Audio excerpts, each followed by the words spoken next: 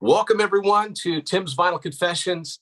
I'm Tim Durling, and I have got two special guests with me. One who has never been on the show before. I keep forgetting that he hasn't been because we've interacted so much.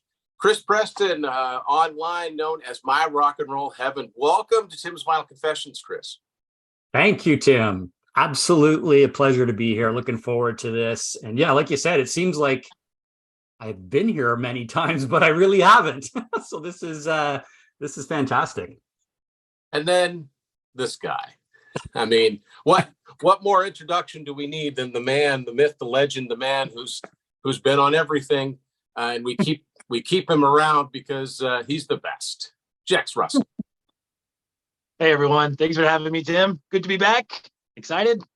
Yeah, no, this is one we've been talking about for a long, long time, and I guess we could probably file this in a similar category to the episode that we did on the CBS CD box design, because we are talking about specific pressings of albums, and once again, we're talking about Canadian pressings of albums because we are all Canadian, yeah, if you grew up in Canada buying cassettes, inevitably you would probably end up with several cassettes that had a big C, like, I'll show you without showing what it is, a big C that looks something like this, you know, on your front. I'll find a better example here that's not, okay, and on the front as well.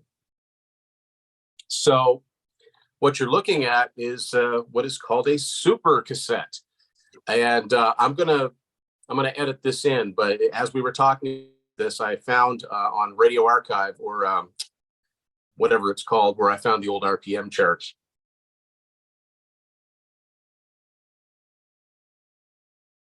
There's actually an article. I'm going to pull it up on my laptop here so I can get the date. Sometime in 1983, where it actually talked about the introduction of these super cassettes. And I'll just read part of it. WEA. So WEA in Canada, WEA Music, WEA Records, stands for Warner Elektra Atlantic. So anything that fell under the banner of what's now known as Warner Music, yes, there you go. And it was even emblazoned or embossed on the edges of most of the cassettes. Eventually, that gave way to just the little Warner Brothers logo, or the W anyway. So it says, Toronto, WEA Music of Canada has taken a step forward in the quality of their pre-recorded cassettes by announcing that all new cassette releases are to be manufactured under the stringent super cassette conditions. Improved high-grade tape will feature a higher frequency response, fewer dropouts, upgraded plant facilities and quality control procedures, including an outside electronic engineering firm retained to monitor plant production, et cetera, et cetera, et cetera, et cetera. Basically, it's supposed to be like the best sounding versions of these albums that the label puts out. Also, it says, and where did that say here? All super cassette products is identified with a special logo displayed on the front. That would be the big C we talked about. And will either have more extensive liner notes or the LP back cover art. Yes and no. Yeah. That happens, and then it didn't happen. And you know, I didn't think anything of it. When you're a kid, you don't think anything of it. You want an album, you go buy it, and then you know, years later, you start looking through your cassettes. Like, boy, an awful lot of them say this on it. And I think every label had their thing that was supposed to boast, you know, the optimum sound quality. You know, CBS in Canada had their chromium dioxide tapes. Capitol had their expanded dynamic range or super dynamic range. You know, they all had these things that were supposed to, hey, our cassettes sound better than anybody else's, which that's great. But if you want an artist that's not on that label, you're still going to buy the cassette. You know what I mean? But yeah, it was just a part of, it was a manufacturing, you know, thing. It was an advertising gimmick. And I'm pretty sure that, as we're going to find out, there were extensive reissues. But this seemed to span the years of 1983 to 1987. That's when I see them really beginning. That's when I see them ending. So what we're going to do is we've each gone through our cassette collections. I've broken it up into four groupings of years, and we're each going to go through the cassettes that have the Super Cassette logo on them, just talk about them a little bit, and take it from there.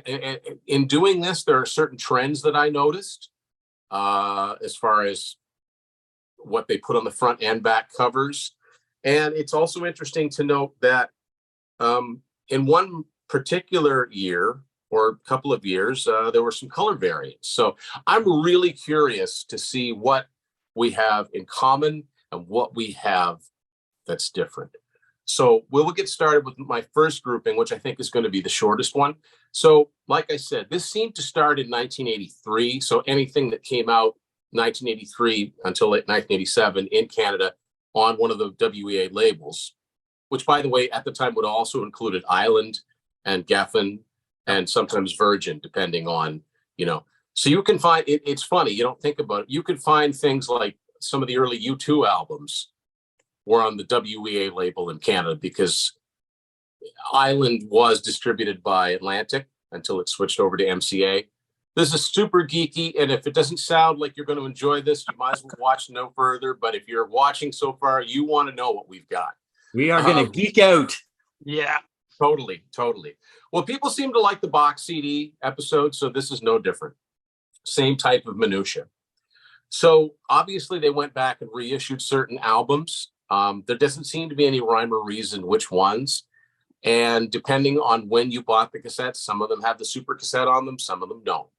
So we're going to start off with Chris, and the first category is going to be anything pre-1983. So Chris, go ahead.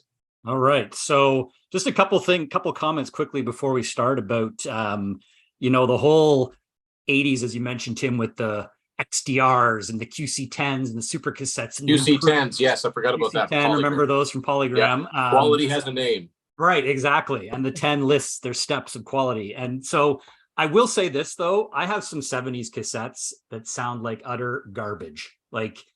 And from what I gather, cassettes in the 70s were muddy. They were terrible quality. The muffled sound quality is terrible. So I think they obviously did invest some money into, improving the overall experience.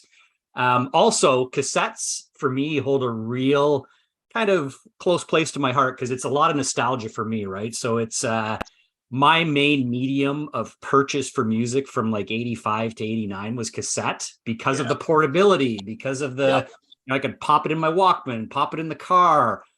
So I have tons of them, and I still buy them because partly of nostalgia, but partly because you can find a lot of great late 80s, early 90s stuff when they weren't making vinyl anymore, like hard rock and metal, especially. I find you can still find cool releases at good prices on cassette. So that being said, I don't have a ton of stuff from pre-83. I was actually surprised when I went through these because there's a couple of cassettes I even forgot I had that were Super Cassettes. So, and I'm going to call it there's one interesting one that I'll kind of talk about in a second too. So I've got only 5 of them pre-1983, obviously all reissues, as you said, Tim. So first up, we've got a Jim Croce. Remember him? Photograph Memories, his greatest hits. So this was released in like the mid 70s, I believe, right? So the date on the back of the cassette, the re-release, it looks like 85. But like you were saying about Super Cassettes with the hit and miss on, we're going to give you lots of goodies inside with blank, right? So you got the song titles on the back and that's it. So that's one. I forgot I had that guy. Obviously, I think we probably all have this, right? Van Halen's debut. I once had it. I don't have it anymore, unfortunately. Yeah, so Van Halen's debut, I think they probably went and reissued all of them. But I don't have I have all the Van Halen cassettes, but this is the only one that was a Super Cassette. Oh. Which was interesting. So, and they did do the back cover art. Yeah. Right. And in the inside, you've got, again, just basic credits, right? So not a lot of detail there. So that one, I've also got, so that was released obviously in 78, reissued at some point. Back in Black, which was a 1980 album. See, mine is not a super cassette. I have Back in Black, but not like that. See, that's Same interesting. here. And then you've got the little bit of Angus on the back there. Yeah. And again, minimal. See, that's, yeah, interesting. Yeah, mine's like that too, Jex. Exactly the same, right down to the picture of Angus on the back, but it's not a super cassette. Yeah, I got no picture. No picture on the back for me. And you got clearer. Yeah. Jex got himself a Columbia House copy, I'd say. Yeah, We did an episode on our ACDC cassettes, and There you go. So that's interesting. So that's the fact that you guys have obviously an earlier, proper, probably 1980 release, right? And then I've got Stevie Nicks, Belladonna. Yep. That is a 1981 release. And like you said, Tim, this is Modern Records was her label. Yeah, I think I can't think of any other artists that were on that label. I think that was like her little boutique label. Yeah, exactly. So again, they have included the little Nice. bit of back cover art on the back. Sorry, I'll try and get that clearer. And similar to the others, you've always got that super cassette quality assurance, and then a little bit of detail with the songs. One thing I did like, as you pointed out at the beginning there, Tim, one thing I liked about the WEA issues was this too, right? Oh yeah, yeah. That I always found cool, that they did that embossed side thing. And then on some of the later ones, they just had that little WEA in the corner on the back, which I'll show you on some of the later ones. Yeah. But I always liked that they kind of did a little bit more with their cases. CBS did that as well. CBS had the address embossed too, and as we discovered, they also did it with some of their very early CDs. Yeah. Oh, right. Yeah. Yeah. And then I've also got the last one. So this is interesting. So I've got Eagles' greatest hits. Yeah. 71 to 75. Super cassette. You can see Asylum, right, was their label. Got a little bit of the back cover artwork. You pop it open, though. Again, there's literally nothing, but whoever owned this previously, wrote their name in it, but nothing on the inside. We know about that, Jex. People write we know, right? We know all about that. This is an example that has the WEA, if you can see it. Yeah. Embossed on the back. But this, I also have another copy of Eagles' greatest hits that isn't not set on Elektra. Yeah. And see, Elektra Asylum were basically the same label, right? Right. And I don't know. So hold that up on the side again, Chris. What Elektra logo is it? it's that, the red with the white stacked E. Okay, that's interesting, because that's like an early 90s, because they didn't start using that till the early 90s. Up until then was like the circle. It was red and white, but it was like a circle with, I'm not really sure what it's supposed to be, but that's interesting. Of course, that one, like the Van Halen, then that Eagles' greatest would have been reissued so many times, right? So this must be the mid 80s, the super cassette reissue. I would say, yeah. And in the case of AC/DC, I don't think that's an original, because the original would have had that really almost typewritten font on it. Right. And it would have had the really small print. Yeah. So again, an album that, we need to issue a few more 100,000 of these, because it never to this day, that album, none of those albums have stopped selling, right? Absolutely. Yeah. So that's all I've got in terms of pre-1983 original release dates. 5 of them. And then after that, I really kick in with more stuff. But really interesting to see the differences. Yeah, I will say that I also have 5, but only one of them is in common with yours. Oh, okay. So there you go. All right, Jax, what do you got for pre-1983? I actually have nothing pre-83. The only one I did have, like I said, was the Van Halen reissue, which I parted with a few years ago. So yeah, my stack really kicked off at 83. I don't have many super cassettes. I just want to say that right away. I thought I had more, and when I took them all out, I only have 19. But then again, I don't collect cassettes all as much as I used to. I'm more CD than vinyl now, but hey, 19 is pretty good. But yeah, mine kicks off at 83. So yeah, I was actually surprised that I have, like I told you guys, close to 60 super cassettes. I was surprised I didn't have more. That's incredible. Then I have like 780 cassettes, I think, right? So then I realized, though, that a lot of the cassettes that I have are Warner Electra or Atlantic. They're just Yeah. either outside of that window of super cassettes. Yeah, see, I think I got about 40, and I thought I had more, but that's because some of the cassettes that I've bought and bought again and got rid of and bought again, I know I had more. There's ones that I have. I know that one time I had a super cassette variant of them, but I don't anymore. Okay. So I'll get started with my pre-1983 one. This one goes all the way back to 1970. Really, really curious one this is. It's Alice Cooper, Easy Action, the second Alice Cooper band album. So this has got, it doesn't have the super cassette on here. It's got the Super Saver series, not a sticker, but right on the label. And it's got the Straight Records, which was Frank Zappa's label or distributed by Warner Brothers. On the side, you can see that it's got the super cassette on it. And yeah, I mean, I don't know. It's interesting because the first album, Pretty's for You, you'd think that there'd be one of these of that. There doesn't seem to be a Warner reissue of that one, or at least not one that I've ever seen. So when I saw this, I was trying to get all of the Alice cassettes. I think I want this version. This is cool. Looks like it's in really good shape. Interesting. You also wonder, it brings up the question too, like, did we at some point strategically, like, would they have gone in 1985 and said, hey, we're going to reissue this artist's back catalog entirely on super cassette, or did they? I would think so. I would think so. Matter of fact, no, there we go. School's Out, and again, not on the front, which maybe that, I don't know what that says, but it's on the side. Interesting. Clearly on the side, and of course this came out in 72 originally, and you know, and yeah, that's got the embossed.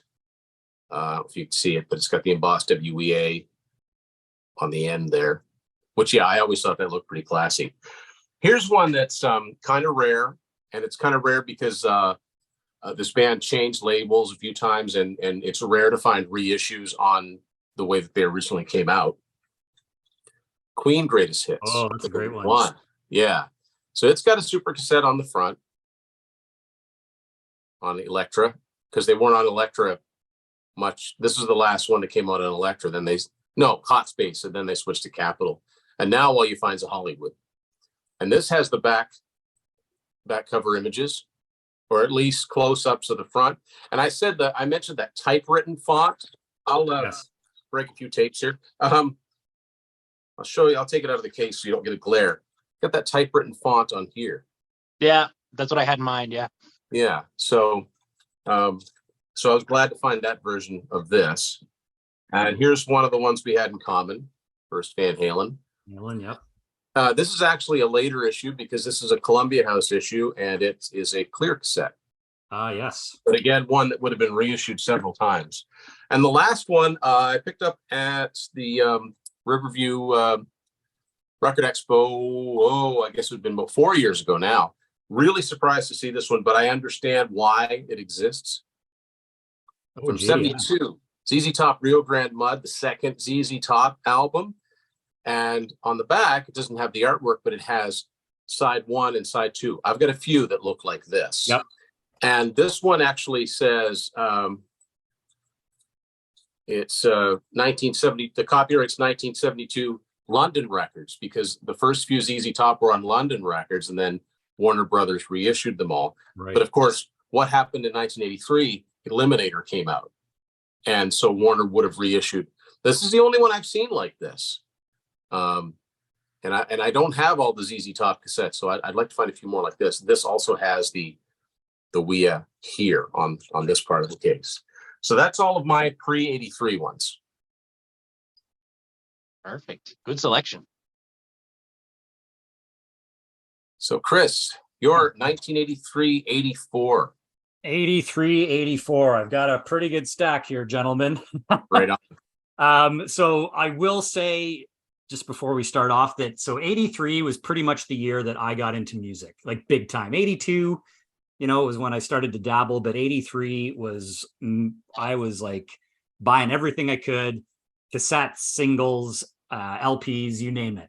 So this, though, I'm going to start off with this, because this one holds some sentimental value to me. My first ever cassette purchase was this album And I have 3 copies of it, including the very first one that I bought on cassette that no longer plays because I wore it out.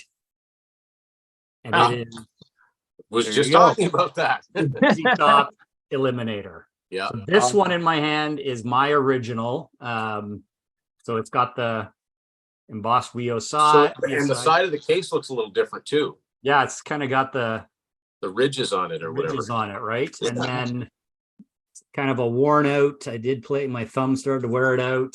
Yeah. It's got the ZZ Top hot rod on the back, the car. Right. And then on the inside, very basic, right? The credits, basic credits, super cassette. So I loved this album. First ever cassette purchase. I have 2 more copies of it. One that works, because I bought a copy that I wanted one that worked. They're exactly the same. Everything's exactly the same about it, other than one of them doesn't have any, it's not a WEA case, it's something else. So that one's my kind of sentimental favorite, and I played that album to death the summer of 1983. What else have we got? We have The Pretenders, Learning to Crawl. So you see there as well, Sire Records, right? Yeah. Part of what's that. next? What's right next to the Sire logo? It's this R, a regular R into an upside down kind of R, which I don't. Let me see if it's got this. Let me just check. Yeah, it's got the WEA embossed there. Back credits, picture. Let me just open it up and take a quick look. That must have been a. It doesn't say actually inside. Just maybe it was something specific to the band. Basic credits and the super cassette logo. Yeah, there's no. That's a good. I didn't notice that, but yeah, that it's got that weird R on it, and because on the actual cassette itself, it's just got the Sire. Yeah. Logo there. Interesting. Yeah. Mystery. Yeah, great album. Probably my favorite Pretenders album. Madonna. Another Sire release. Another Sire release. I think she made the owner of Sire many, many billions of dollars. I would say so. Right? And it's got a picture of her on the side. This is, I was buying everything at this point. Interesting though, absolutely nothing. I was buying everything. Nothing super about that. No, nothing super about it. So this is a great album though. Probably my favorite Madonna album. Genesis. Yes. Their self-titled 1983 release. Excellent album. No images on the back. It's got that. So it's got the side 1, side 2 spread out like that. Yeah. Cassette, and inside again, another one with very basic minimal credits with the super cassette, right? Probably my favorite Genesis album too. Really great album. That one is an original. About half of these, just so you guys know, about half of this whole collection are the original ones I bought way back in the in my young days. This one. This one this one I picked up more recently. A little bit harder to find. The reissue that Atlantic obviously put out, or WEA put out, probably after Out of the Cellar, right? Yeah. Back in original label was Time Coast.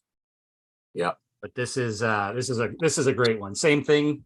No images on the back, just the side 1, side 2, and basic. A little bit more of a blurb on the. Special thanks, etc. Side 1 and side 2, it's the same thing on each side because it's only a 5-track EP, right? Yeah, could be the best EP ever, I think. Oh, yeah, it's one of the best ones. Well, like you said, you flip it over when it's done, and you're back right into the first side all over again. So that one I was really happy to find. That was a great one to find. This is a great one that one of my favorite bands, obviously. Yeah. Motley Crue, Shout at the Devil. It's got the old late 70s, early 80s Electra, right? Yeah. Logo. I would say, you know what? I think that's the last year they used that logo. I think it probably was. Yeah. This one's got the image of the band on the back. Similar to the others. This one, actually, no, sorry, not similar. This one's got the logo on the tape, the old logo, but they actually managed to cram in a lot more detail. See if you can see some of that. Yeah. Is there lyrics? No, just credits. Okay. Yeah, no lyrics on this, but a lot more like special thank yous and all that Right. stuff. This recording may contain backwards messages. Exactly. Yeah. Yeah. So I guess there was never an issue of the original album cover on cassette. But the pentagram, yeah. Of the Yeah. pentagram. I've never seen one. I've never seen one. Yeah, I've never seen You one know, either. it wasn't until probably the mid 90s that I knew what the vinyl looked like. And they probably figured that, you know, the younger kids, you know, if they're asking their parents to buy them an album as wild and crazy as they looked on the cover, you're not going to sell many copies of that great big inverted pentagram. No. Yeah, and they're pretty crazy looking on the front. I remember seeing this back in the day, and I was like, "Who are these guys?" Yeah. This is another good one on the original Elektra Dokken Breaking. Oh yeah, yeah. Original Elektra. Yep. As you said, Tim, 83 was probably the last year they used I think so, because any of the ones I've got from 84 have got the red and black one. Yeah, and this is obviously the different mix, right? It's not the original. It's not the original Carrera Records. Exactly. With the set there, and very basic. Yeah, Juan Crochet on bass. Speaking of Rat. Exactly. Yeah, this is a good album. And Jeff Pilson wasn't on the first album, Jex. I never knew. Yeah, Crochet was there. Yeah, learning is fun. that one's great. This one is one that I picked up, still sealed, an album that I really like. So this is cool because you can actually see what some of the packaging went into at the time. So nice. It's got a hype sticker. Yeah, Asia's Alpha on Geffen. There's the Geffen logo. Yeah. With that hype sticker, music is your best entertainment value. Never seen one like that before. Yeah, I had never seen one for people that don't know. Yeah, Geffen was distributed by Warner Brothers all the way up until the very tail end of 1990, and then they switched to MCA. Right. So this is interesting, though, guys. So Super Cassette, obviously Geffen, obviously WEA in Canada. The case, I'm not going to open it, obviously. It's a black case. No WEA logo. And look, it's also covering up, right? Like this I found really weird. Yeah. I wonder if that was a reseal. Maybe it was. Because that doesn't make, I can't imagine. The fact it has the hype sticker on it. I was wondering. Yeah. Maybe somebody out there knows more about that. You got me there. So very curious, because that's the only one out of any Super Cassette I've never seen in a black case without a WEA logo. I mean, I have seen, you know, the WEA cassettes in Canada come with black cases, but the back covers were the ones that, you know, everything could be red. So the fact you can't see what's on side one, you can't see, it says, you know, you can see part of the vocals, keyboard. It's really weird. So I thought that was pretty cool when I found it. It's one of the reasons I wanted to do this video right here, things like this. Exactly. This is why we geek out over it. So that's 83. Stack of 84 coming in. Yeah, I'll get through it a little bit more quickly. Madonna, again, I was big into everything pop in 83, 84, 85. So I bought Madonna Like a Virgin. I bought her original. I bought True Blue in 86. I was a Madonna fan. This one has the casing a little bit different. It's the WEA on the side again, but the very thin ridges instead of the wider ones. And the back is styled like this. So no images, side one and side two horizontally. And I'll just quickly take it out and show you guys.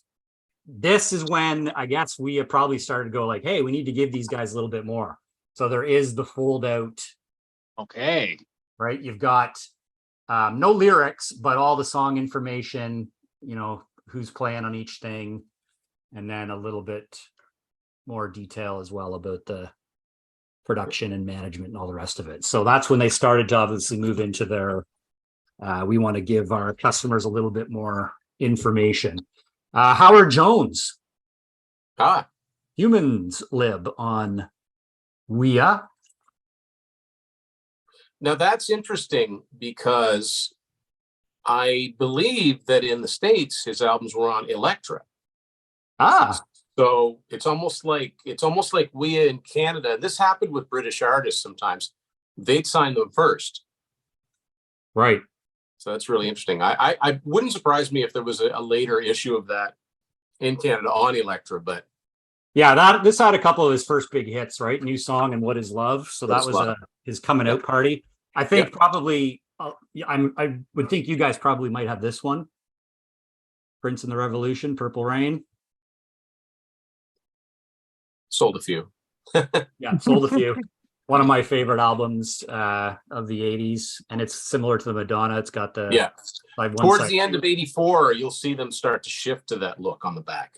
One thing I noticed that was different too, guys, is see if you can see that. See on the window, the cassette tape, the gold lines. Yep. That I've got a few like that. Yeah. Wasn't on all of them, but now there's and all of those things mean something, right? And all of those things mean something as to when they came out. I just don't know what it is. Yeah, I'd like to do some more research and figure out if there's what timeline was that? Why did they do it? Was it a certain window of time that they... If you look at enough of them, you might be able to figure it out by which ones were and which ones weren't. Yeah, and the vast majority of mine too, which I found interesting, are all black. Very few of mine are clear. This was another one I played to death. Heartbeat City. This is an original purchase of mine. So this is one of the different colors. We just talked about color variants. I had a feeling that's when you mentioned that. I said, I bet you it's the Cars. Yeah, because they had like that burgundy or whatever. Yeah, and that's got the newer Electra logo, right? The circle. That would have been reissued like a few times within its first couple of years because that was such a big album. And they did a little bit more with the images of the band, a little bit more info on the back. So that one for me this is an original of mine that no longer plays properly because I wore it out. Twisted Sister, Stay Hungry.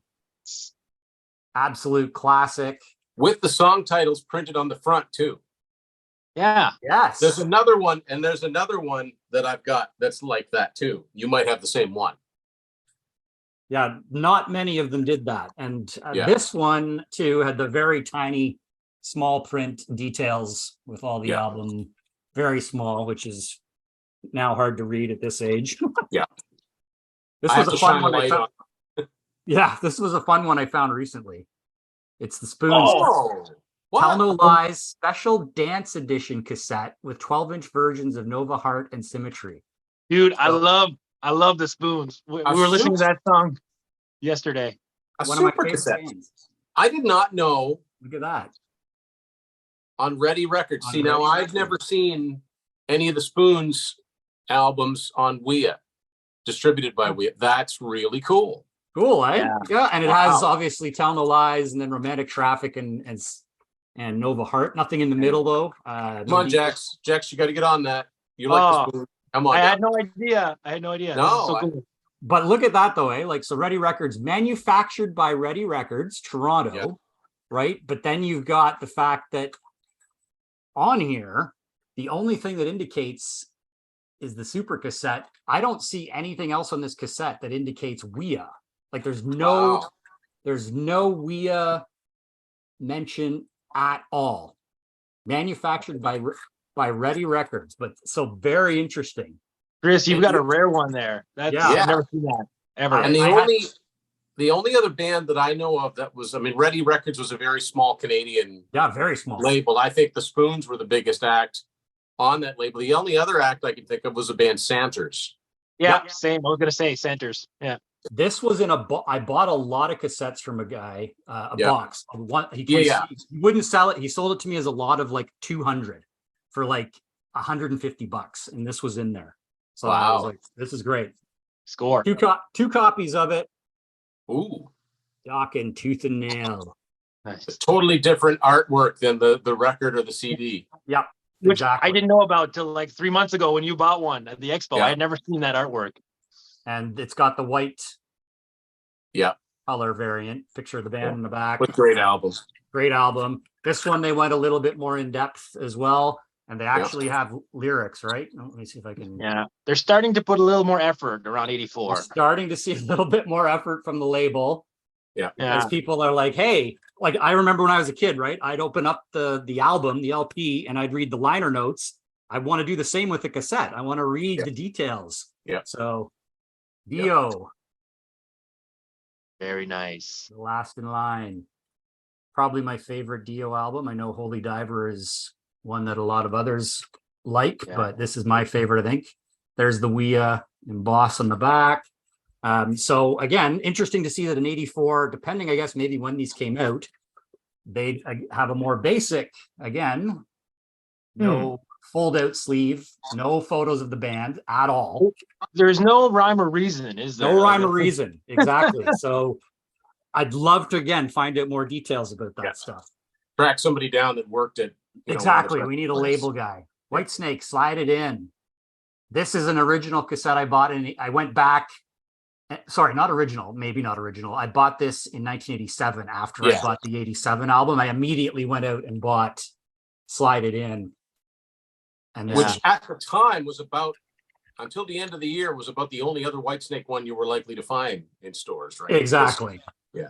Again, same thing though. No pictures of the band, nothing, very basic details, right? So but again, they use the logo, which is interesting. They use the logo, on the inside at the top there. See, I have that album on cassette, but it's not a super. It's got a white spine. Oh, interesting. That sounds like a US one. I think it is. Yeah. Yeah. I think it is. Album I played to death. One of my favorites of all time. Sweet.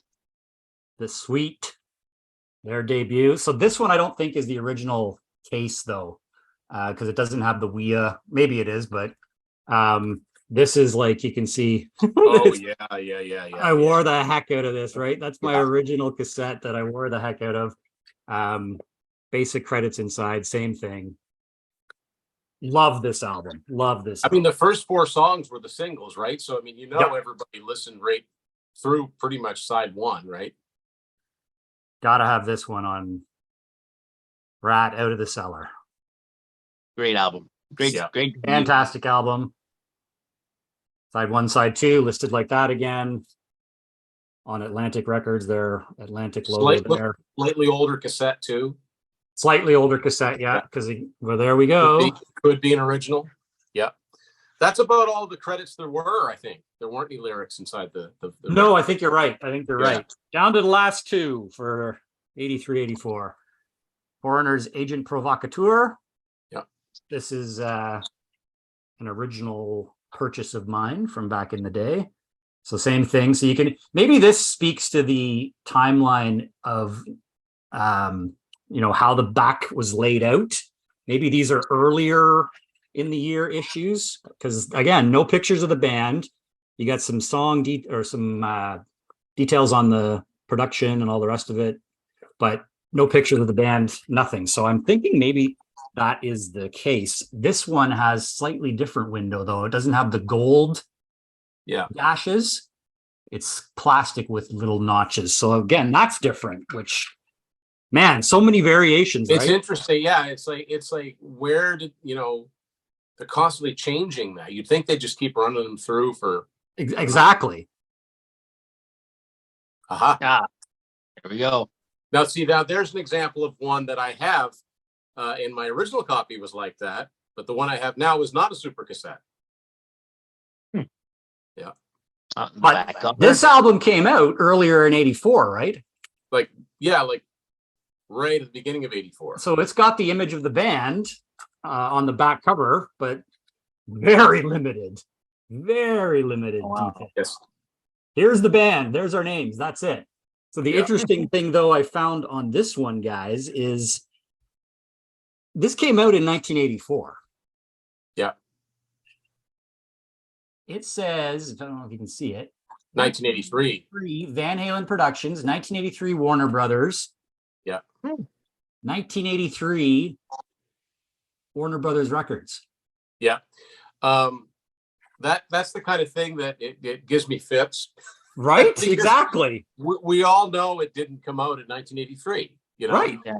But you'd never know it to look at it. And future generations will just say, well, this came out in 1983.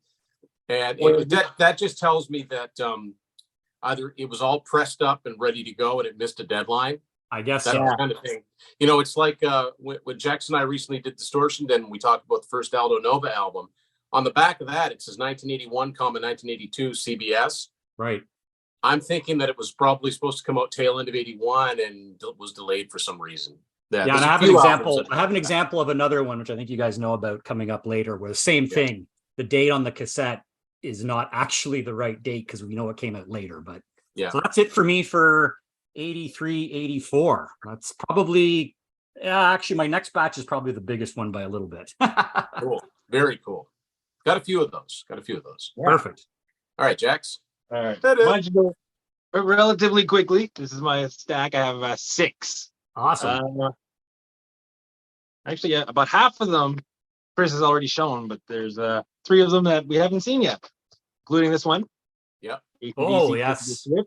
This is my vandalized copy that I showed in our ACDC episode. Someone wrote in pen, so I'm just holding on to it until I find a better copy. I've got some of those like that. Black cassette. Keeping up with the theme. 74 Jailbreak. Nice. Again, from our ACDC episode. Same thing. Black cassette. Don't forget, this was property of Randy LeBlanc. Oh, Randy. We got so many of your tapes, Randy. Randy. I'm guilty of doing that on a few things myself from back in the day. Well, it's hard not to, right? Because you didn't want to lose your tapes. Well, that was it, right? You lend it out. Yeah. This one we've seen before. This is Motley Crue. Shout at the devil. And something I want to show about this one is that mine. Randy LeBlanc. No, that would be funny. But no, you talked about fading, and this one is absolutely faded. Oh, that was well loved. Yeah. I wonder if it plays. Does it play? If I recall correctly, it plays. I've listened to it. It's been years, but I have listened to it. But you got to figure. You got to figure. Some of these out. They've seen a lot of parties. Oh yeah. Oh yeah. Oh yeah. Without a doubt. Here's one we haven't seen yet. Aha! Oh, what a great album. Love that. Oh yeah. I have it coming on vinyl from one of our good friends selling me his copy, so I look forward to that. There's the side, and what's funny, in the back, you just D. Nobody else, just D. Just D. That didn't cause any problems at all. No, not at all. No friction here, folks. No. Just a black cassette, somewhat faded, not as bad as my Motley Crue. Yeah. Wow. It's a great album. Yeah. Yeah, I love it. Keeping up with the theme. Once again, we've seen this one. Stay Hungry. Same cassette that Chris showed. Yeah, with the songs on the front. Yeah. Yeah. It's an older cassette there too. It's got the smaller window in it. That's my only one of this batch. Like you said. And it doesn't have the screws that you could take it apart if you had to. Yeah, that's right. I used to do that all the time in salvage tape. Yeah. That's another interesting variant though, right? Because a bunch of them, some have the screws. I wonder what time that came out. And most of mine, I don't think have the screws, but for WEA anyways. So So I can't help but wonder if there's a variant of this that has like the whole, like the vinyl cover with the black and the title. I've only ever seen ones like that take up the whole. Yeah. Which is odd because it's my only one of this batch that's zoomed in like this. Right. And finally, another one we've seen. Oh yeah. Out of the cellar. Yeah. Same thing. I'm pretty sure. Black cassette with screws. Yeah. And is it the gold on the window there? It does. Yeah. The gold. Yeah. Yeah. There you go, guys. So this is a really interesting thing. Even within cassettes that we all have, there's differences. I love this. There's no rhyme, no reason. No. So, Tim, do you know, is there any, on vinyl pressings, you get the run out numbers and stuff that are pressed in the dead wax. There's nothing on cassettes that tell that, right? Though you've just got the catalog number. Not that I know of, but I'd like to know more. Right. I'd like to track somebody down that worked in one of the pressing plants and grill them on that, That's you know what? That would be a great episode. Yeah. So that's it, Jex? That's all for me. Those are my 6. Okay. All right. Well, a lot of these we've seen, but there's at least 1, 2. Okay, there's 4 that we haven't seen in this entire pile. A lot of repeats. So yeah, AC/DC. Look at the Switch. Great album. This is a Columbia House. You can tell by the little number in the brackets there. Yep. Back of it, and mine, as you've seen the cassette episode, it's mutilated and very faded on the side, but it's manufactured by Columbia House. And like I showed on our cassette episode, it's got writing all the way through it. It's just completely butchered. And somebody. Yeah. And somebody recorded high voltage over it, supposedly. So the next one is interesting. We have not seen this one. And this is an example of not only is it not a reissue, but I'm also going to guess it's one that only had one issue because it was not a successful album. Oh, yeah. Yep. Alice Cooper, Dada, 1983. Alice's blurred out years. His blackout period. Yeah. So it's got that weird little picture that's on the back of the record of Alice and then that whoever that old man is. Tim, was that the album that was recorded? So he recorded an album here where I live in Markham at a studio. That's right. Yeah. That's the one, right? Yeah, with Ezra. This one is so old, in fact. Oh, cream color. That's original. Don't even know if there'd be a black cassette of this because, like I said, this was a bomb of an album. It was not successful. It was Alice's last before his hiatus. It does have credits in it, no lyrics, but yeah, that was. Trying to think where I got. I think I got it at Spin It. I think I got that at Spin It. Yeah.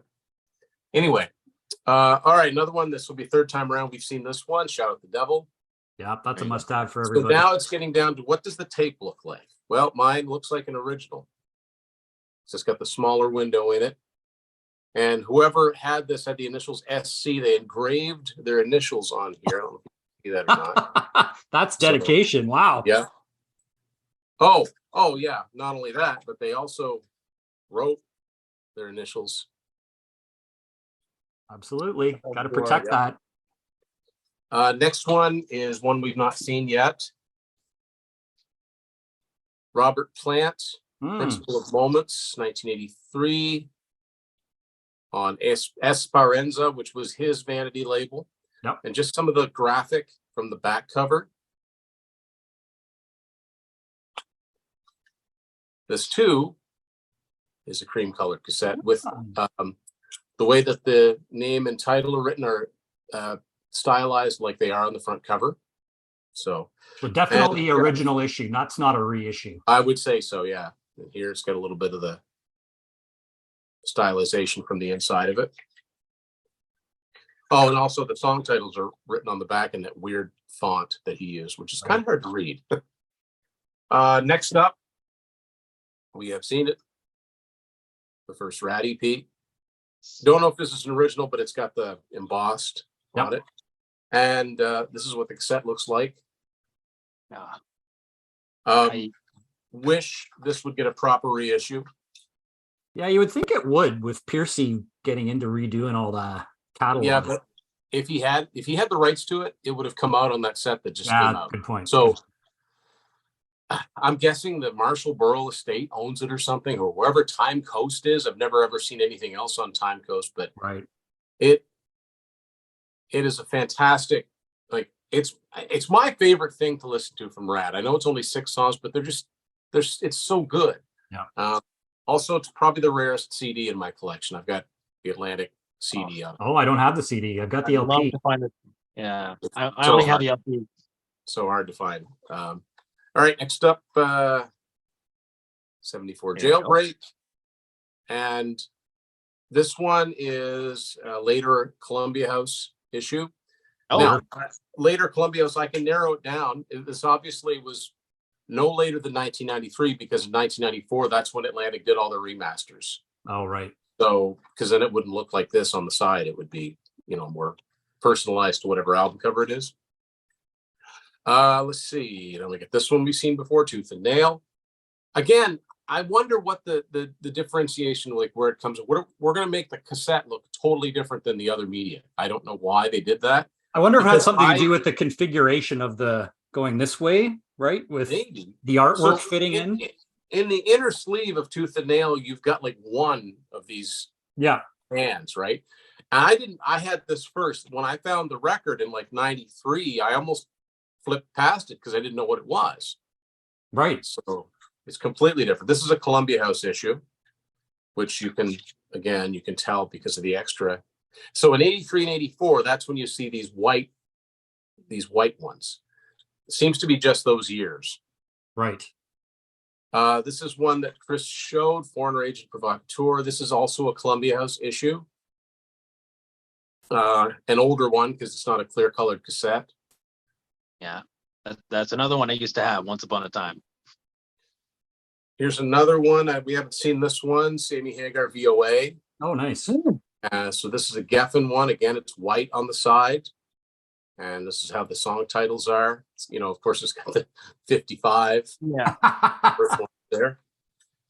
There's the cassette itself.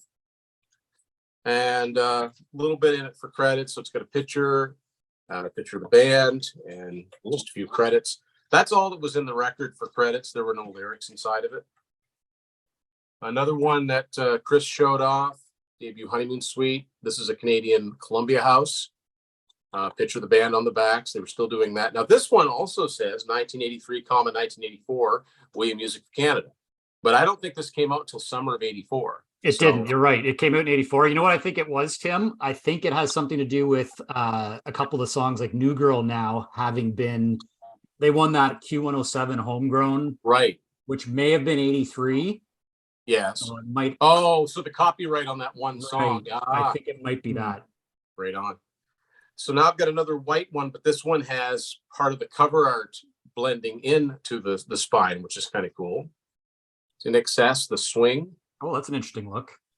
So it carries over from the front cover. So this is on Atco, and personalized font on the back, the way that it's written on the record. That's interesting.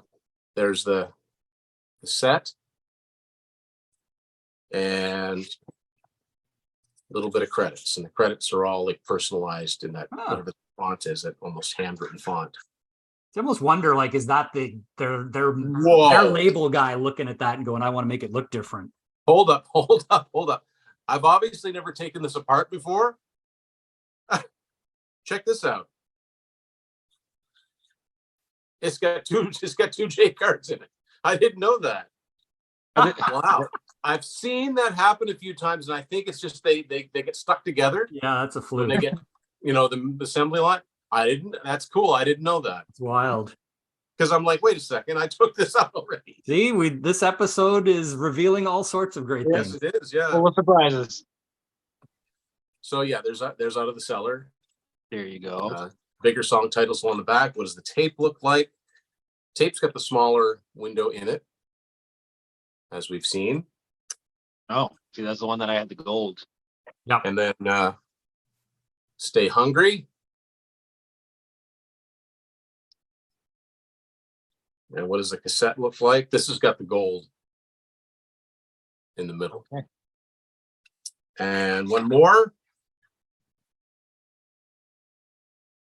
White Snake slided in. Oh, there you go. And this is what the cassette looks like. Nice. This one's a good shape. Very bright printing on it. So this was obviously kept well. Yeah. So that's my 83, 84. So yeah, good variety we're seeing here. Yeah, this is fantastic. I'm surprised there's actually not more duplication almost, just based on the fact there was like that certain time period when these came out, right? Yeah. So Chris, let's get to 1985. 85, 86. Okay, so I've got a fairly decent stack here, but we'll run through them quickly. Start off with Mr. Steve Winwood. This album was huge. Yeah. Back in the high life. Interesting. So they got to look at it this way, right? So yeah, it's got the horizontal artwork. Yeah. And that is one of the Island, as your example earlier, Tim. So this was Steve Winwood was on Island, distributed by WEA in Canada. And we're starting to see barcodes. Yep, that's right. Pop up, right? As we start to get into the mid to late 80s. And this one's got a lot more detail, all the song lyrics, the full fold out. So here we go in 85. WEA is starting to really up their game with what they're putting out. I've got another one with the horizontal. Aha's Scoundrel Days. Okay, cool. Yeah. So this one, I remember I was a big Aha fan, obviously Take On Me, right? And I bought this one and I remember being severely disappointed. This album just didn't do it for me at all, but hey, what are you going to do, right? So again, they're getting a lot more color pictures too. Yeah. Color pictures, they're obviously investing a lot more money, like they said they would be doing with the Super Cassette line, right? So now we're seeing it happening regularly. Wang Chung. Nice. Mosaic. So this was a big album for them. I played this one nonstop. Everybody have fun tonight. Let's go. Yeah. So the barcodes are appearing on pretty much everything now, right? 1985 was that looks like a Columbia House too, Chris. Did that say that CRC is, you are correct, sir. Yeah. Yep. I started to buy Columbia House cassettes around this time. Is when I switched from LPs with Columbia House to cassettes. This one is an interesting one that I don't know if it's rare or not. 5440, okay. Canadian band 5440 on cassette. Reprise Records. Oh, nice. Distributed by WEA in Canada. So this was, I didn't even realize that. I was surprised by this one because this has Baby Ran and I Go Blind. I didn't realize that it was 5440 had been around that long. I thought they were more of a late 80s band for some reason. I had it in my head. And for those of you that don't know, I Go Blind, yes, that is it. Song that Hootie and the Blowfish covered in the mid-90s from the Friends soundtrack. And 5440 were able to build their own studio with the royalties that came in. Residuals from that song. Absolutely. Yep. Rats dancing undercover. I mean, I think I like this band more now than I ever have. I agree. This one, I don't know. For some reason, Dancing Undercover gets maligned by people. I don't know why. Favorite. But like Slip of the Lip is amazing. Is that not 86? Yeah. Oh, is that 86? You're right. Sorry. Sorry. Yeah. I jumped in.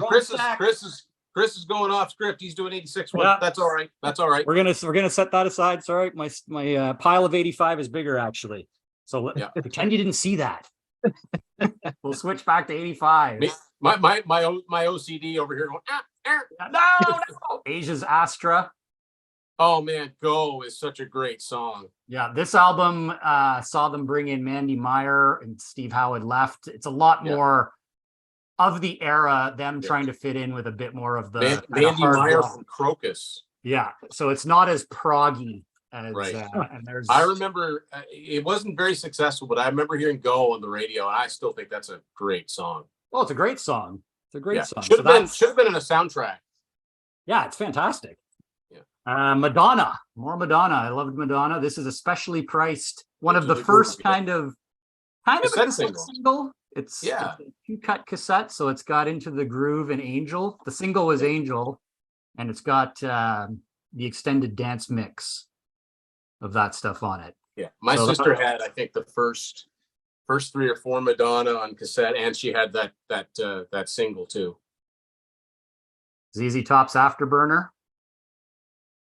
I was so into this band in the mid 80s. Yeah, with the Lone Wolf Productions logo there next to the Warner Brothers. And ZZ Top, this one, as you can see, doesn't have the UPC code. And Basic, that picture that was on the inside of the LP as well, the sleeve, but no lyrics or anything. Just very basic details. Well, that's that one. Cars Greatest Hits. Nice. Horizontal. Chris, did you freeze or did I freeze? Oh, there we go. Okay. I don't know if that was me, but there. Yeah. Horizontal. Cars Greatest Hits. Yeah. Got everything you could possibly want. Good introduction to the Cars if you're not a Cars fan. And it's got that new Electra logo, no UPC code. Very basic credits. This is interesting though. Look at this Electra logo on this one, guys. Oh yeah, yeah. I've seen that on a few things. Yeah, just the sideways. Move it over just a little bit more, Chris, because I couldn't quite see that, all of it. Oh, sorry. There you go. No, a little bit more the other way. No, keep coming. To your right or to your left. There you go. There you go. Okay. Yeah. So it's actually it just says Electra. Yeah, but there's the logo. There's the logo. So what it is, it's the way that Elektra is written underneath the logo. Right. Exactly. Yeah. This is a great soundtrack. Oh yeah. Yes. Right. Yeah. One of my favorites, the Vision Quest soundtrack, white label. That's interesting too. That's almost looks like they just took the US one, and because you don't see many white ones from 85. Right. Exactly. Yeah. And that's got the Geffen, so distributed by Geffen, and a little bit of detail, not much, little fold out. It's a cool mix of songs on that album. Very good mix of songs. You know, I've had the movie at one time on VHS, and I don't have it anymore. I've still never seen it. I don't It's know. A good movie. It's a good movie. Yeah. Okay. So, jumping back to 1985 with Rat. There we go. There we go. Invasion of your privacy. Almost forgot about they issued this in 85 before the other one. Yes. Yeah. This is probably my favorite Rat album. See, I don't think I think Dancing Undercover's mine, but I also don't think they did a bad album. And no, it's true. Somebody wrote their name there. Oh, is it Randy? Is it Randy? No, Randy. Somebody named C. Lee. Oh, Lee or something like that. This is this is a good album, and I love that people say they hate this in terms of the way they did it. I love that album. Done with mirrors, with the backwards, everything backwards, right? Except the barcode and the serial number. Correct. Yeah. Because I don't think it could be, right? This drove me nuts back in the day, right? Because thank God the lyrics aren't in this. Yeah. Because I think you're not the only one who drove crazy, because they would eventually re-release it like normal. Yeah, like they eventually reissued. Yeah, my CD's still backwards, and so is my record. But yeah, they did reissue the CD. I remember going into the bathroom and holding it up to the mirror. Yeah. So, Tim, was the actual CD? I think that was all backwards too, wasn't it? It was. Yeah. Crazy. Yeah. So this is a good one too, with a little bit of a different look to it. Yeah, that's the other one that's got the song titles written. Just like Stay Hungry. Not in order either. Not in order, exactly. Yeah. On the back, obviously in order, side 1, side 2. But the cover and the insert, or the sleeve with the picture of the band. Yeah. And it's got all the lyrics and everything too in there. But I like that full front cover with the song titles on it. Then we've got as well Mr. David Lee Roth's solo EP, Crazy from the Heat, coming in. Whoa! there we go. Now there's a title that depicts this summer, that's for sure. Yeah, this was nonstop for me. California Girls, the summer of '85, just nonstop. The video, right? Yeah. That's it. And then very basic liner notes again, super cassette details. A couple more. Might be my favorite Dokken album. Mine too, Chris. Mine too. Under Lock and Key. A little bit different front cover, right? Where you've got the black bottom with the yellow font. I think it's the only one I've seen like that. Yeah. And on the back, no UPC code on these ones. It's got the Elektra finger in the way, the Elektra logo there. Yeah. And this one I remember spending a lot of time. This was one of the first ones I remember spending a lot of time reading the liner notes of the cassette. So the lyrics are going this way though. So you'd have to open up that way. And then on the other side though, it's going horizontally. So they kind of, it's like, but that one I spent a lot of time reading liner notes for. Bad Company's kind of greatest hits, 10 from 6. The annoying thing about that, it's actually just 10 from 5. Exactly. Because there's no songs from Burning Sky, even though they make it look like there is. So this is all just Paul Rogers era. Yeah. Columbia House Record Club. Just show you quickly the inside. So it's on Atlantic. This is a good one too if you're getting into Bad Company. For sure. Nothing in the inner blank. And then we have, whoa, cassettes flying everywhere here. 3 copies of. Oh my goodness, Jax is like, enough. I get it already. My favorite. This is a fantastic album. Sure. I mean, I think so. It's amazing, man. I'll give it another chance. I said. Give it another chance. Poor Jax is just like, no. Yeah, these are all the exact same. The 3 copies I have. I don't know why I have 3. I think 2 of them were in that lot I bought. But this is the other one, guys. That so depending, right? So depending where you're at, it falls into the 85 based on that. But we know that it came out in spring of 86. I remember specifically being on March break. Yeah. When Feel It Again came out. So exactly. Yeah, but obviously it was finished and ready to go. And it also is also cool that there's that picture of the band on the back, because that wasn't happening with the other. So the record company was spending some money. Yeah. On these they were getting they got a big push, especially in the US on this album, right? Yeah. My copy of The Big Prize is a US one, which I think is kind of cool. It's cool seeing US copies of the Canadian bands. And plus by 1985, I always liked the clear cassettes, the Warner. Yeah, and these are all black. That's another story. Okay, now I have a few 86s, so we'll jump back to Rats Dancing. Let's do 86 next. Okay. Chris, because I've got 86 and 87 grouped together. Oh, perfect. Yeah, right. Yeah. So that was a lot, but we're getting down there. No, that's awesome. These, a lot of them I have, a lot of them I don't. All right, Jex, what do you got from 1985? All right, not many. I only have 4. 3 of them we've seen before. So the only one we haven't seen from Chris, Fly on the Wall. On the Wall. That That looks so familiar.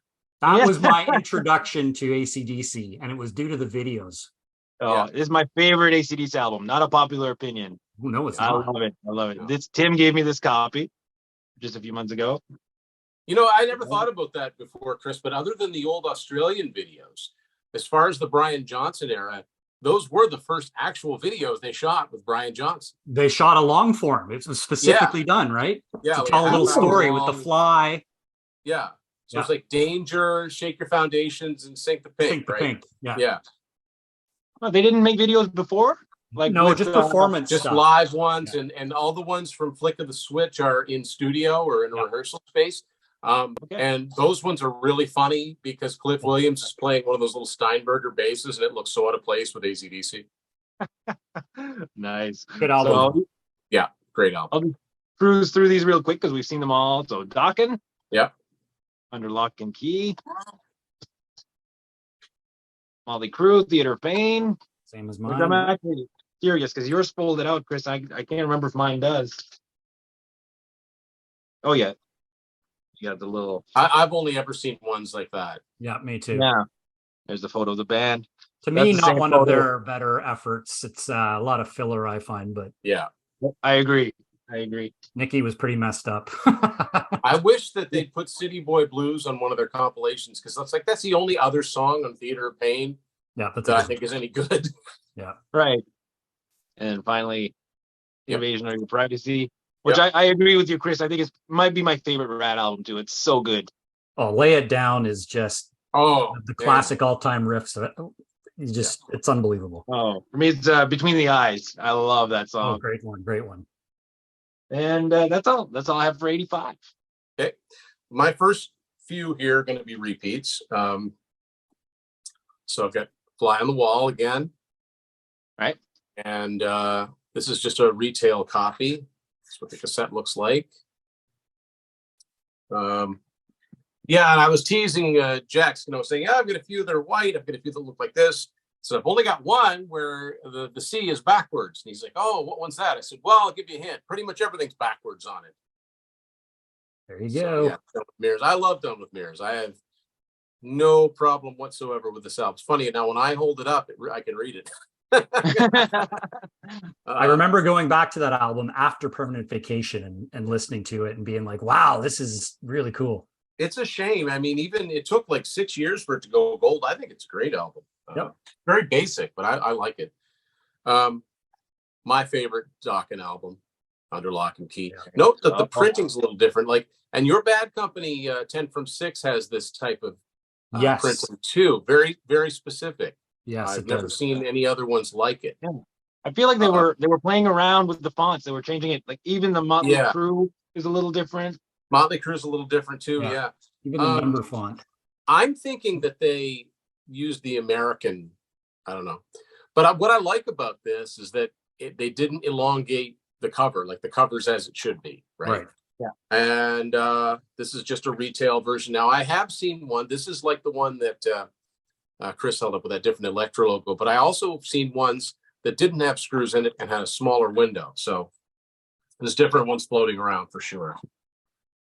This one hasn't been seen. It's In Excess, Listen Like Thieves from '85. Great one. And this is just a retail one. And the song titles are written in the stylized font. And that's what the cassette looks like. And lyrics. So yeah, there's band photo, credits, and all of the lyrics. Now, yes, they put the credits and all of the lyrics in them. That's great. But what I find is that now, unless I already know what they say, it's just shapes. But anyway. Yeah. So there's My Theater of Pain. We've all seen this one. And that's what, now this cassette is kind of gold lettering. Oh, that's interesting. I don't know if you can tell from me holding it up, but yeah, it's kind of gold lettering. Another one here that hasn't been seen yet. This is the most multicolored one. So this is Robert Plant. Oh, I've seen that. And that continues along to the side, and it also continues on the back. And by now, it's cut off. So even if it did come one of those dark cases, you'd still read everything with a barcode on it. Don't know what the distinction is, barcode or no barcode. There's the cassette itself, and some just a random photo from inside, and very little for credits. Once again, Rat, Invasion of Your Privacy. Yeah, one of the most consistent bands of the era. I mean, they just never phoned in an album. Too bad they can't get along anymore. I know. They can't get over themselves. Writing's a little faded on this, but another one we've already seen, thanks to Chris, Diamond Dave. This one's a little bit different. It's got the smaller window in it. Here's one I don't think we've seen yet. Seen the band. Come Out and Play. Oh, I've got the album. Yeah. Now this is one of the first ones I remember seeing that has a bonus track on it, King of the Fools, which is wasn't on the record. It's on the CD. And this one also has that sort of style of print, the way that the Dokken did. And this one's kind of interesting because it cuts off, but then it goes back to like the back cover with the graffiti and everything. That's odd. I guess it wouldn't show up with the artwork. And extensive credits. Nothing in it. Got another one we haven't seen yet. You know what? I wonder if there's any consistency between the different labels in terms of what the inside had. You know what I mean? Like, did Warner maybe have... I know what you're getting. Yeah, maybe. I don't know. Something to maybe geek out on. They had to compete with CDs being, I don't know. Yeah. What you mean they were competing with themselves? All right, a little bit froggy for this one. This is 90125 solos. I never get that title right. It's very confusing. It's on Atco. And the back looks like this isn't the original case. It's got a big Atco on it. I don't have many like that. And a little tiny bit of credits in it. And just one more. And that was an 86 release or 85? 85. 85. Okay. Interesting. Yeah. Interesting. Yeah. Afterburner, which we've seen. Just a retail release. And what does the cassette looks like? It looks like this. Yeah. So that's all 85. So now we have 86 and 87. Yep. And I don't have as many. So the bulk of mine were 84, 85 for sure. Okay. So as we head into 86, we'll go back again to, I've tried a few times, but here we go again. Rats Dancing Undercover. There goes the term. This was actually, if I remember correctly, the first Rat cassette I bought. And I bought it because of Slip of the Lip. I saw the video on the Power Hour, and that was like kind of my first favorite Rat song. This one's got a little bit of a nicer inner because it's got all the band member pictures, right? Which is kind of a little bit nicer looking, and then basic credits, etc. Cassette fairly standard, nothing exciting there. The Atlantic logo, now, but again, is another that a Columbia House. This one is a Columbia House, yeah. I was going to say because the cassette itself looks like a CBS cassette, and that's why they did that, because Columbia House was a division of CBS, so it was printed to make it look like it was on Epic or Columbia. Yeah, so it's very different than a retail one would look. Yeah, so this came in a batch of when I rejoined Columbia House for probably the third time. Came in a batch of 13 for a penny. Yeah. One of my favorite albums of the decade. Oops. Oh yeah, yeah. There you go. Yeah. Mechanical Resonance, horizontal front. Yeah, that was what my first copy of that looked like. Now I have a US one that looks totally different. And this one had a little bit of a nicer inner too, with the cool picture of the band with all the electricity going around them with the fold out. And then I like the story of the band. Right? Yeah. So how the band started out in the beginning. And kind of runs through the history, which was not something you saw a lot of at that point. And then you had the credits here, right? Like it reminds me of what Def Leppard did with Hysteria later, right? Yep. But that's one of the best debut albums, my favorites. Absolutely. I've got two copies of this. They're both the same old. Oh, sorry, they're not the same. Who Made Who? Yeah. Who? The first AC/DC album I bought. The difference between these two is one is Columbia House. That one, and the other is not retail, like that, right? Yeah. You can, it's good to see them side by side. You can really tell, because sometimes it's like, well, what's he talking about Columbia House? Yeah. Well, but other than that, like they're identical. And then the only other difference would be on the tape itself too, right? So I'll just show one though, but the CRC logo or CRC lettering. Yeah. And manufactured by Columbia House, obviously. This was the album for me that really got me into AC/DC, because it obviously was like a greatest hits with a couple new songs. Yeah. Mr. Roth. Hey, yeah. Eat 'em and Smile. Love this album cover. Yeah. And this is one of my originals that I bought back in 86. It's got the WEA, I think, had moved to doing the embossing on the back instead of the side. It's got a little bit more in terms of liner information, the photo of Dave there, right? Yeah. And then details, liner notes on all the songs. And they're still doing the super cassette quality assurance of excellence. Brian Howe's first album with Bad Company, Fame and Fortune. Yeah. It's okay. I like the later Brian Howe material better. And here's an example of where they switched to not the full back paper label.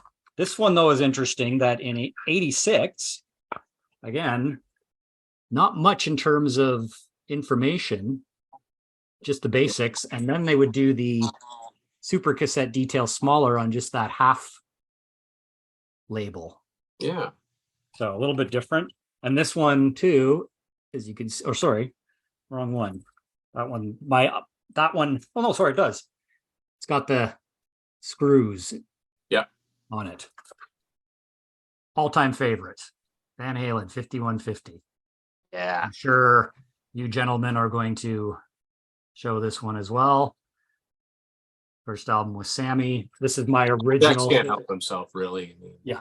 This is my original cassette that I did buy back in 86 when it came out. And it's got no band pictures, but it's got all the lyrics. The sleeve on the LP had that picture of the band. Those gray jackets? Yeah. Yeah. Exactly. Hey, that's all for 86. I only have 4 from 87, which is interesting. So I don't know if in 87 there was very little issued on Super Cassette. I think 87. I think 87 is where it petered out, because I've got a lot more WEA cassettes from 87 that aren't Super Cassettes. Exactly. Yeah, I only have 4. I've only got 6 from 86 to talk about. Yeah, so this is interesting. So do you want to do 86 first and then go to sorry, Jack, sorry. Yeah, no worries, no worries. Fraley's Comet. No, let's do 87. Let's come back around to 87. Come back around, okay. Yeah. 86? Okay. 86, yeah. All right, let's see. We don't script stuff, guys. We just go. So I actually have 6 from 86, appropriately enough. 3 of them we haven't seen before. I had a feeling we wouldn't see this one. I actually forgot I owned this, and it is The Cure. Oh, wow. Standing on a Beach, the singles. Very kind of a controversial one. Starts out with the song Killing an Arab, which you could never get away with now. Ooh. So there you go. I don't even know if I've ever listened to this. Next one. I haven't seen this, and I'm really happy to have this one. Never come across it. Dio Intermission. Oh, yeah. The live EP. So yeah. Now that's one of those curious ones that didn't initially come out on CD. Sometimes those EPs get forgotten. It's true. Yeah, I didn't think of that. You know what drives me nuts is I saw the price sticker label on that from wherever you bought it. It's like, ah! I know it's covering up as this is a Value Village one for 49 cents. Not too bad. Hey, at least you found it at Value Village. I can't find anything at local. Neither can I. Keep in mind, this is about like over 10 years ago. Now, forget about it. But once again, they put the effort in it. You can see the Super Cassette, the little Dio logo there. But yeah, I try to take off the price tags, but for the Value Village, they're so on there. What's worse is when you buy a record from somewhere. Oh, yeah, tell me about it. And I almost did this once. I think it was Foreigner 4, and I'm not a combative person. I'm really not. I almost went up to the counter and said, "Tell you what, you get the sticker on here without destroying the record, and I'll buy it." You know what? Especially frustrating if it's a record store that's doing that. You guys know better. If it's Value Village, fine, but a record store. Put it in a sleeve and put the price sticker on the sleeve. Exactly. Don't put it on the cardboard. Anyway, I'm with you. Randover. I'm surprised we haven't seen this one yet. Metallica. Oh, Master of Puppets. Once again, I'm not gonna show all the cassettes and stuff, but they all look fairly the same. Now we're in familiar territory. There we go. How many times have we seen this one so far? Just kidding. Dancing Undercover. I love that one. Like Tim said, Rat is very consistent. Not a bad album, especially in those Atlantic years. Exactly. To Rob and Chris, gonna drive you crazy once again. Man, Valley Village was on fire back then. But those could be swapped, you know. Yes. Well, yes, exactly. At least it's possible. Sorry, my kids are peeking through the door. And the last one, 5150. We knows that. Oh, okay. I had a feeling we might all have that one. Yeah. So that is all. Those are my 86s. Well, between the two of you, I have no new ones to show. There we go. But that's all right. I'll just really quickly. So who made who? This is a Columbia House one, like one of the ones that Chris showed. So good. Honestly, I thought I'd be the only one that had this one, but Chris has it. Bad Company, Fame to Fortune. Do not like this album very much. Yeah, it's not. It's nowhere near as good as Dangerous Age or Holy Water. But yeah, this one is actually a Columbia House, so it does a little bit different. Master of Puppets. Now, I used to have a Ride the Lightning that was a Super Cassette. The one I have now is not a Super Cassette. Neither is mine. One. I thought for sure it was. And this one also looks like a CBS tape. Yeah, I forgot about that Columbia House CBS connection. Yeah. Oh, no, not mine. Yeah. If you think Columbia Records, then it's all the same parent company. Yeah. And what's this? Oh, shocker! You know what that speaks to? We all love Rat. That's what that says. Exactly. There you go. Yes. So whoa! Oh, everybody had that. This one's a Columbia House. And not to be outdone, baby. Awesome. Yeah. Awesome. That was the soundtrack of my summer of '86. Now, this is also another one of those gold printed ones. Oh, that's interesting. Very strange. I don't think mine is. Let me see. I don't think mine is either. No, it's different font and everything. Yeah. Yeah, very, very, yeah, completely different. It's interesting because at one time, I'm pretty sure that all of my first 7 Van Halen albums were all super cassettes. Right. But now just the first one and 5150 are. Same with me. Yeah, I'm pretty sure I had all of them were super cassettes. Yeah, my font is not gold either. So that's my 86. So now I guess finally that leaves us with 87. Yeah, we're dwindling down to when, as you said, Tim, obviously they started to move, because I have a ton of 87 WEA cassettes. Yeah. And I only have 4 that are. Same here. Super. Same here. I wonder if they're the same. Well, there's Fraley's Comet. Debut. Megaforce Worldwide, right? Megaforce, yeah. Eddie Trunk's first signing. That's right. That's right. This is I'm not a big fan of Ace's solo work, but it's a good album. And it's got a picture of the band there. Yeah. Unfortunately, we lost John Regan recently. Sad. Yeah, right. Very tiny lyrics in there. Oh, take out your magnifying glass. Yeah, this is interesting though. I don't know who put this here. I don't know where I got this, but look, there's a stamped. Oh, okay. So September 87. that might have been when it, if it ended up being used, maybe they stamped it when it came in. Yeah, I don't know. So I don't know if that's just somebody, I don't know why you would stamp that. Or what it could be, Chris, it could be a library copy. Oh, good point. Good point. Oh. Yeah, that would make sense. That would make sense. sense. I've got an LP that's a library copy. Yeah. From something else. This one is my original that I bought when it came out. Oh, that's cool. And I've heard that I don't know if it's true that it's hard to find, but I've heard that it's hard to find. I can't see why it would be hard to find, but it's a 3-cut cassette of Dream Warriors. The cool thing is it's got Back for the Attack. The song. The song, which is not on Back for the Attack, the album. Unless you get the Rock Candy reissue. Yes, right. Yeah. And then it's got just the basic details. And the Paris is Burning does not have George Lynch's solo at the beginning of it. It just fades in with the double bass drums and it gets into the song. Oh, right, right. Other than that, it's the same version that's on Breaking the Chains.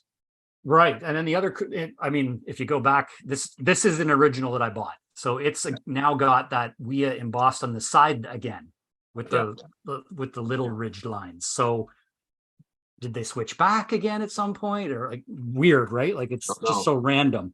Then we've got, I love this album, Fleetwood Mac, Tango in the Night.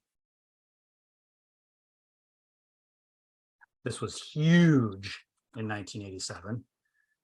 Yeah. My favorite Fleetwood Mac album. I know you guys, I remember you and Sarah talked about Fleetwood Mac at one point.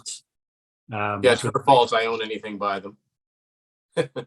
And this had a nice example of WEA doing proper inner sleeve cassette work with the nice picture of the band. Yeah. And it's actually a decent cover too, because they have weird album covers. Yeah. This one has all of the song details. So one that I would have spent time on really studying and going through the lyrics and all the rest of it. And my last from 87, I'm sure we all have this one. You can't not. Oh, yeah. The self-titled, this is my original that I bought in 87. That got me into Whitesnake like everybody else in 1987. And it's got, this is the original case too. Look at this though. Side embossed WEA. Yeah. But the bigger. It must just have depended on what they had on the assembly line that day.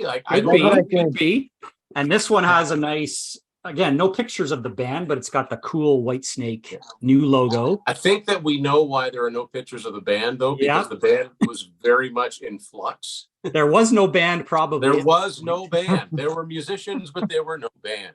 So I love the history of this era of Whitesnake. So I'm going to tell you guys an interesting, this is really cool, that happened to me with this album. So horizontal on the front, right? Going this way, the artwork. I tweeted a couple years ago the anniversary of this release date. I did my on this day this album was released. Yeah. Mr. David Coverdale, who's very active on Twitter. Yeah. And he's actually replied to me on various occasions. He responded to my tweet, and because I showed the cassette, I actually showed a picture of my cassette, and he made a comment to say, "Oh, it's great to see the cassette." He said that it was great to see the cassette version with the logo artwork on the front going horizontally, because I'll have to dig out the tweet somehow.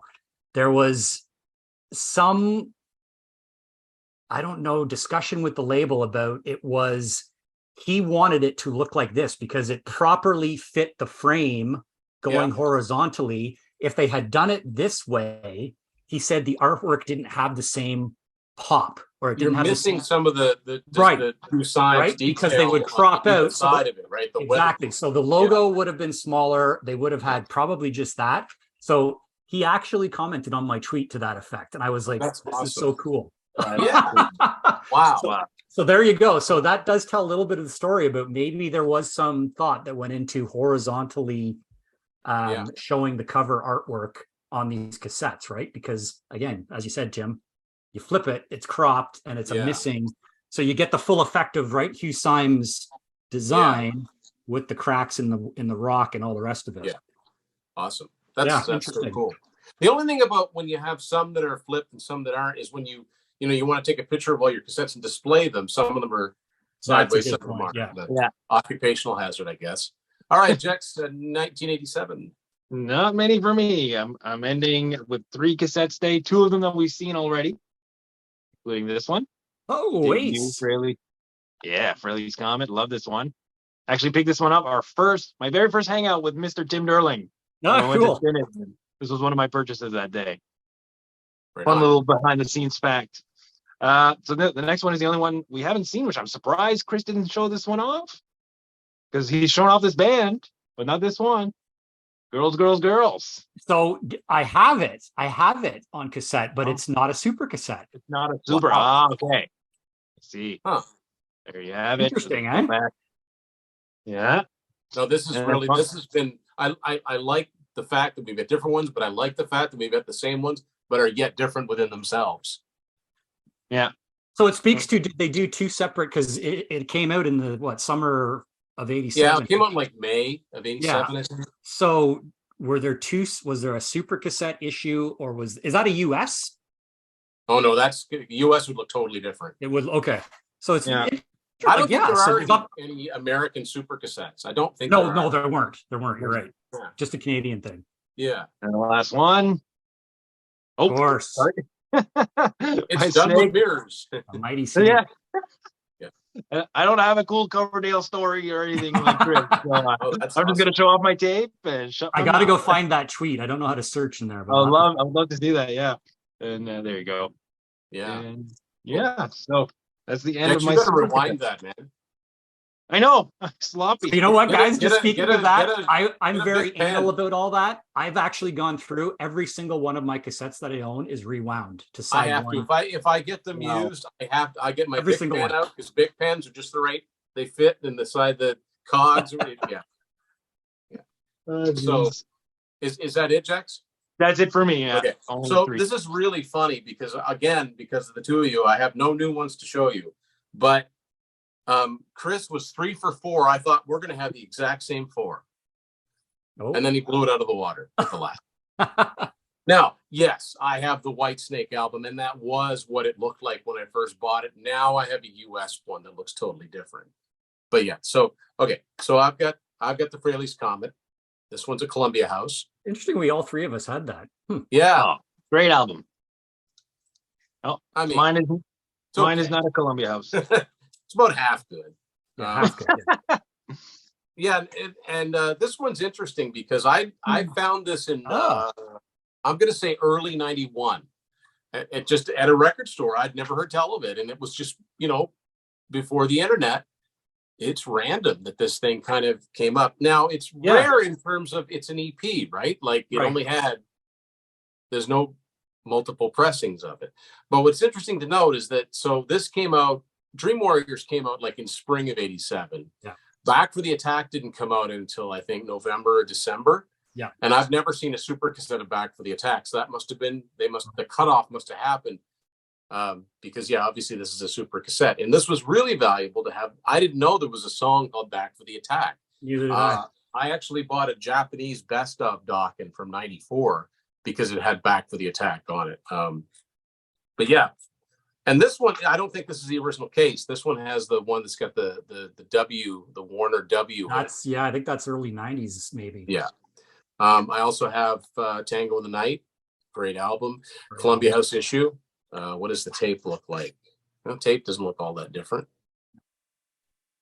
And so yeah, we were going. I said, I'm gonna have the same 4, but no, mine's Girls, Girls, Girls, which is just a regular standard Canadian issue. You know what? I'm going to have to go out now and specifically find the super cassette for Girls, Girls, Girls. Yeah, you must have one that was reissued a few months later. Of course, it was a successful album, right? Yeah, I'm going to go back and look.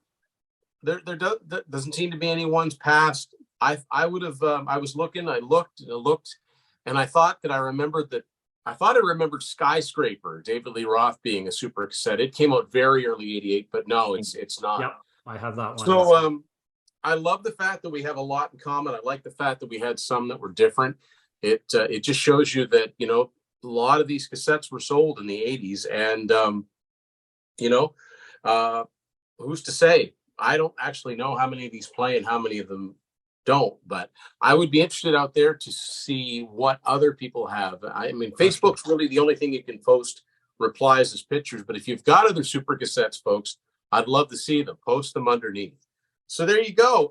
That's our look at the WEA super cassettes that were issued in Canada between about 1983 and sometime in 1987. And this has been a lot of fun.